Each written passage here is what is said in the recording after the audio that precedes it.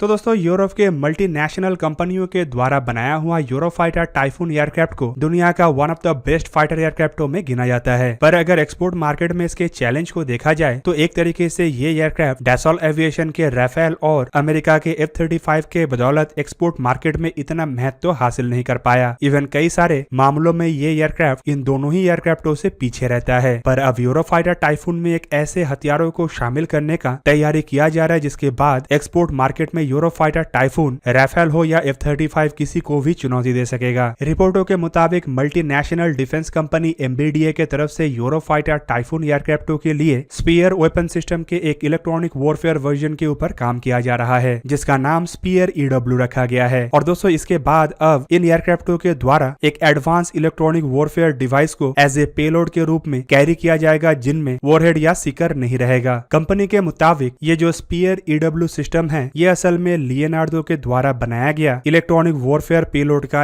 एक छोटा वर्जन है जो कि ब्राइट क्लाउड टेक्नोलॉजी से लैस होगा। दूसरी तरफ इस तरीके के सिस्टम दुश्मन के सबसे सोफिस्टिकेटेड एयर डिफेंस को न्यूट्रलाइज करने के लिए स्वाम क्रूज मिसाइल के रूप में भी काम कर सकेगा। दोस्तों ट्रेडिशनल वॉरहेड के जगह में इसमें लेजर कैपेसिटी को जोड़ा जाएगा और इस कारण से माना जा रहा है कि इसमें ज्यादा से ज्यादा वॉल्यूम खाली रहने की वजह से इसमें एक्स्ट्रा फ्यूल को भी कैरी किया जा सकेगा। दूसरी तरफ स्पीयर EW के इंटीग्रेशन को भी काफी स्मूथ सोचा जा रहा है क्योंकि ये एग्जिस्टिंग स्पीयर वेपन सिस्टम के बेस पे ही निर्माण किया जा रहा है जिस वजह से इसका डिजाइन और इसका पावर, वेट और सेंटर ऑफ ग्रेविटी लगभग सेम है। और दोस्तों इन मिसाइलों के द्वारा अब यूरोफाइटर टाइफून एयरक्राफ्ट को और अधिक ताकतवर बनाया जा सकेगा, खास करके दुश्मन के एयर डिफेंस सिस्टमों के खिलाफ। ये जो स्पीयर EW है इसे बेसिकली एक स्टैंड इन जैमर के रूप में इस्तेमाल किया जा सकेगा जिसके बदौलत इलेक्ट्रॉनिक वॉरफेयर के हमले और दुश्मन के रडारों को जैम करने के साथ साथ कई तरीके के मिशनों को अंजाम दिया जा सकेगा। दोस्तों इवन स्पीयर EW को लेके ये भी बताया जा रहा है कि यह दुश्मन के रडार को अपने आकार को लेके भी भ्रमित कर सकता है। मतलब दुश्मन के रडार में ये छोटा नहीं बल्कि काफी बड़े आकार के रूप में दिखाई देगा, जबकि एक नहीं बल्कि कम से कम ऐसे 50 प्रतिबिंब को दुश्मन के रडार में ये क्रिएट कर सकेगा जिससे दुश्मन को ये समझ में नहीं आएगा कि असल हथियार कौन सा है और इससे दुश्मन असल हथियार को भी टारगेट नहीं कर पाएगा। मतलब एक तरीके से देखे तो रडार को इतने तरीके से भ्रमित करने का क्षमता इसके पास है कि रडार ओरिजिनल टारगेट को पहचानने में इतना देरी लगाएगा कि आसानी से अन्य हथियारों के द्वारा रडार या रडार स्टेशन के साथ साथ एयर डिफेंस जोन को डिस्ट्रॉय किया जा सकेगा। और दोस्तों खाली स्पीयर EW को जमीनी ठिकानों को ही भ्रमित करने के लिए इस्तेमाल नहीं किया जाएगा बल्कि दुश्मन के जहाजों को भी भ्रमित करने का क्षमता इन हथियारों के पास होगा। दोस्तों यूरोफाइटर टाइफून यूरोपियन यूनियन का एक परफेक्ट एग्जाम्पल है। इन एयरक्राफ्टों को डेवलप करने में बेसिकली यूरोप के 4 प्रमुख देशों के द्वारा ही भूमिका निभाया गया जिनमें German base Eurofighter GmbH, Britain के BAE सिस्टम, इटली के एलिनिया एरोनॉटिकल और स्पेन के EADS जैसे कंपनी शामिल है। जबकि कई जगहों में यह भी बताया जाता है कि एयरबस कंपनी के अंतर्गत ही EADS सिस्टम है। दोस्तों यूरोफाइटर टाइफून असल में एक डेल्टा विंग डिजाइन के मल्टी रोल फाइटर एयरक्राफ्ट है जिसे बेसिकली बियॉन्ड विजुअल रेंज और क्लोज एयर सपोर्ट के रूप में भी इस्तेमाल किया जा सकता है। दूसरी तरफ इन एयरक्राफ्टों के पास सरफेस टारगेटों को भी न्यूट्रलाइज करने का क्षमता है और नेवल टारगेटों को भी ये निशाना बना सकता है। जबकि एयरक्राफ्ट के दूसरा और एक महत्वपूर्ण खासियत है इसका रफ्तार। रिपोर्टों के मुताबिक ये बिना आफ्टर बर्निंग का इस्तेमाल करते हुए माक 1 से भी अधिक रफ्तार में ट्रैवल कर सकता है। मतलब इसमें इस्तेमाल होने वाला इंजन सुपर क्रूजर से लैस है। दोस्तों यूरोफाइटर टाइफून एयरक्राफ्ट में 2 यूरोजेट EJ-200 इंजन का इस्तेमाल किया गया है जिसका आफ्टर बर्निंग थ्रस्ट करीब 90 किलो न्यूटन है और इसका ड्राई थ्रस्ट करीबन 60 किलो न्यूटन है। यूरोफाइटर टाइफून एयरक्राफ्टों में सेफ्टर नामक multi mode X band pulse doppler radar का इस्तेमाल किया गया है जो कि कई तरीके के प्रोसेसिंग चैनलों से लैस है। इसके अलावा इसमें passive infrared airborne tracking equipment लगाया गया है जो बेसिकली एक एयर टू एयर रोल के लिए इस्तेमाल होने वाला रडार ही है। इवन दोस्तों ये एक इंफ्रारेड सर्च एंड ट्रैकिंग के हिसाब से भी इस्तेमाल हो सकता है जो बेसिकली पैसिव टारगेटों को डिटेक्ट और ट्रैक करने में मदद करता है। यूरोफाइटर टाइफून में 13 हार्ड पॉइंट है जिसके द्वारा ये कई तरीके के एडवांस हथियारों को कैरी कर सकता है। दोस्तों यूरोफाइटर टाइफून एयरक्राफ्टों को फिलहाल 7 देशों के द्वारा इस्तेमाल किया जा रहा है जिनमें ज्यादातर तो यूरोपियन नेशन के देश है जैसे कि Germany, Italy, Spain, United kingdom और ऑस्ट्रिया है। जबकि फिलहाल देखें तो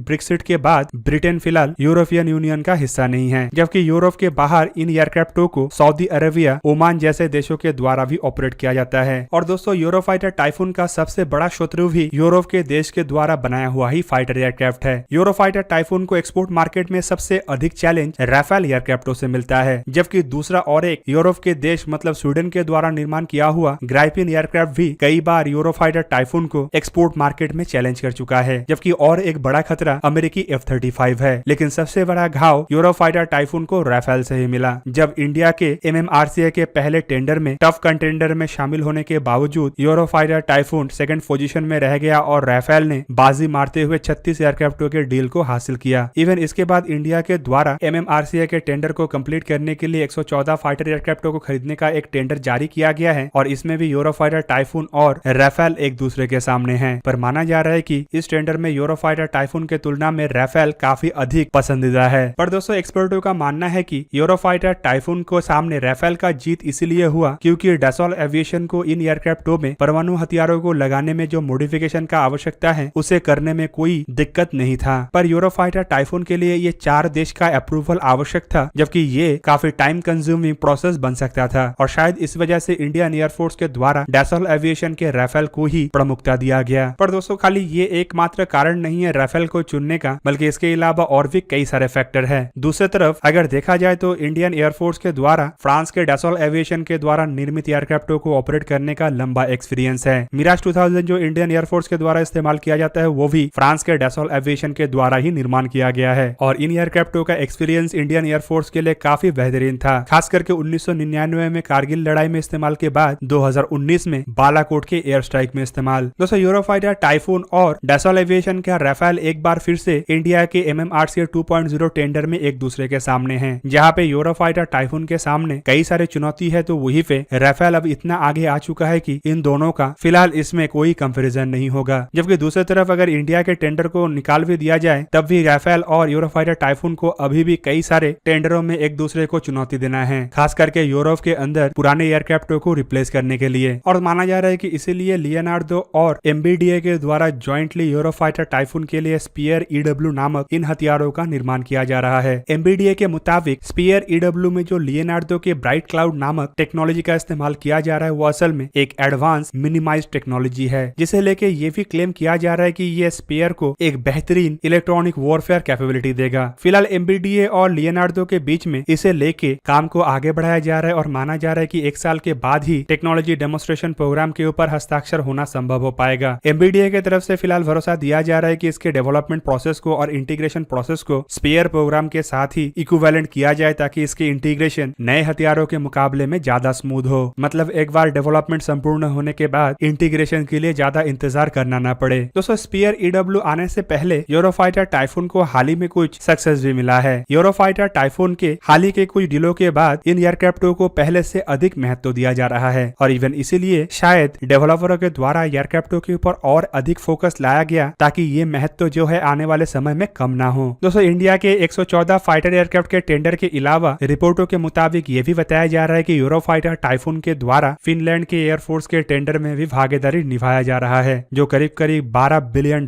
का एक प्रोग्राम है। इवन इसके अलावा यूरोफाइटर टाइफून को लेके एक अपकमिंग अपग्रेडेशन का प्रोजेक्ट भी रखा गया है जो एयरक्राफ्ट को और मजबूत बनाएगा। फिलहाल इन्हीं सभी चीज को ही ध्यान में रखते हुए MBDA और लियोनार्डो के तरफ से ये नया हथियार का डेवलपमेंट किया जा रहा है ताकि एक ऐसा स्वाम एनवायरमेंट को क्रिएट किया जा सके जो एयर डिफेंस को न्यूट्रलाइज करने में सक्षम हो। फिलहाल देखना यह भी है कि ऐसे हथियारों को क्या अन्य एयरक्राफ्टों में भी इंटीग्रेट किया जा सकेगा। और दोस्तों अगर ऐसा होता है तो चाहे यूरोफाइटर टाइफून को बड़े टेंडरों को हासिल करने का मौका मिले या ना मिले, लेकिन MBDA और लियोनार्डो के द्वारा बनाया हुआ इन हथियारों का भविष्य काफी ब्राइट होगा। तो दोस्तों यह था आज का वीडियो। अगर आपको वीडियो अच्छा लगा तो उसे लाइक कीजिए और मेरे चैनल को सब्सक्राइब कीजिए और साथ में बना हुआ बेल आइकन को ही प्रेस कर दीजिए ताकि आप मेरा वीडियो देख पाए सबसे पहले। जय हिंद।